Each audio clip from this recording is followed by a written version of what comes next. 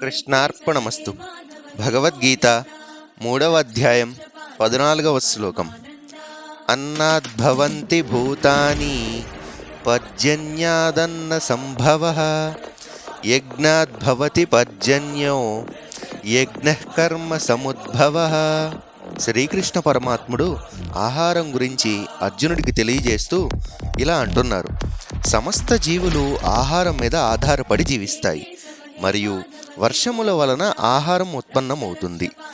యజ్ఞములు చేయటం వలన వానలు కురుస్తాయి మరియు నిర్దేశించబడిన కర్తవ్యములు అంటే విహిత కర్మలు ఆచరణచే యజ్ఞము అనేది జనిస్తుంది అని అన్నారు. ఈ శ్లోకంలో శ్రీకృష్ణుడు ప్రకృతి చక్రాన్ని వివరిస్తున్నారు. వర్షం వలన ధాన్యం ఉత్పన్నమగును. ధాన్యం భుజించినప్పుడు రక్తముగా రూపాంతరం చెందుతుంది. రక్తము నుండి వీర్యము జనించును. వీర్యమే మానవ శరీర సృష్టికి బీజం. మానవులు యజ్ఞములు చేస్తారు. వీటిచే ప్రీతి నొందిన దేవతలు వర్షాలు కురిపిస్తారు. ఇలా ఈ చక్రం కొనసాగుతూనే ఉంటుంది అని అర్థము. జై శ్రీకృష్ణ.